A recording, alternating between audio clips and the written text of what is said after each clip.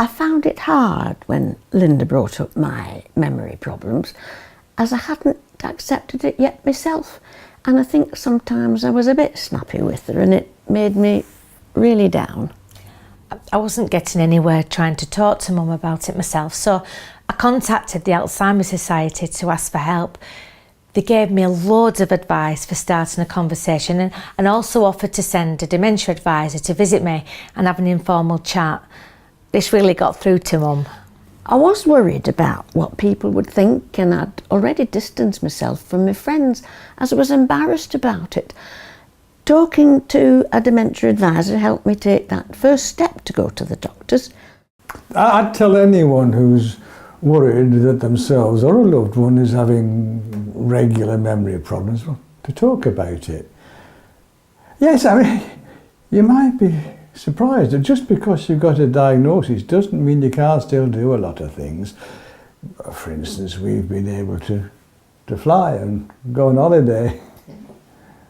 I didn't want to bring it up at work, so I suggested that we went out for a coffee, got out of the office for a while. Yeah, we just had a good chat about it.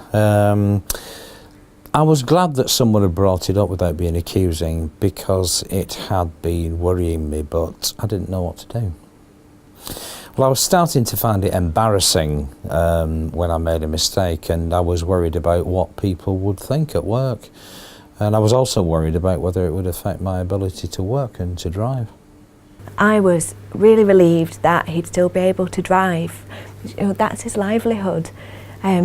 And also we've been able to help him manage the condition at work. I looked up the symptoms on the internet, then I sat down with Yusef and had a frank conversation to see if he recognised the signs. I didn't know much about dementia and really wanted to avoid the issue altogether. With everything in front of us in black and white, it was harder to deny the symptoms. There were lots of tears, but he accepted there may be a problem and we should get help. When we read up more on the condition, it was a relief to find what services there are to support people with dementia and their families. We now know that help is there for us, if and when we need it, such as social care and tools to help in the home so we can be more prepared. The sooner you get help, the more can be done. Get information and advice at lancashire.gov.uk/dementia.